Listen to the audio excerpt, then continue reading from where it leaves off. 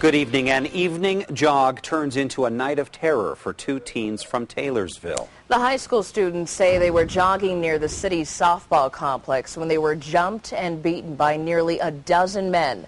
Both wound up hospitalized. Now they're hoping for justice. Fox 13's Scott McCain is live with the exclusive details. Hi, Scott. Yeah, good evening, guys. The victims call this a terrifying and a painful experience. They say they were indeed surrounded by a large group of men, and then for no reason, fists started flying. They wound up bloodied and bruised. They now hope someone out there hears their story and will tell police who the suspects are.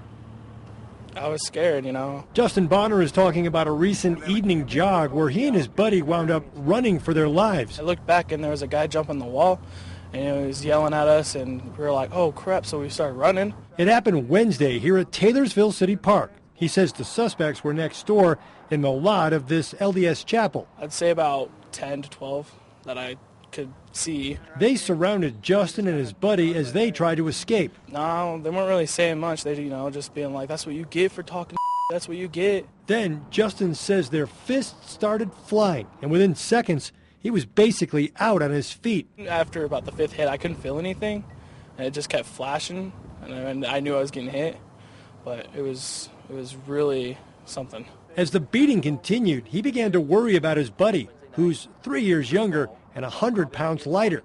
When it finally ended, both teens were bloodied and badly bruised. These are hospital x-rays of the younger victim's injuries. He has a broken face right now and fractures. And that teen didn't want us to show his face, but he wants everyone to see the damage inflicted by the suspects.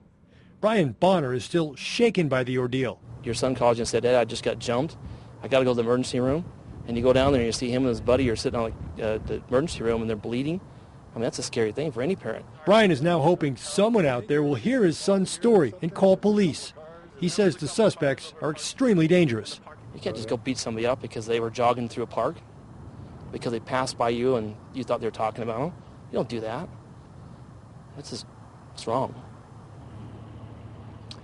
Now, police say the suspects, at least some of them, appeared to have been darker skinned, possibly Polynesian males, some of them with curly hair.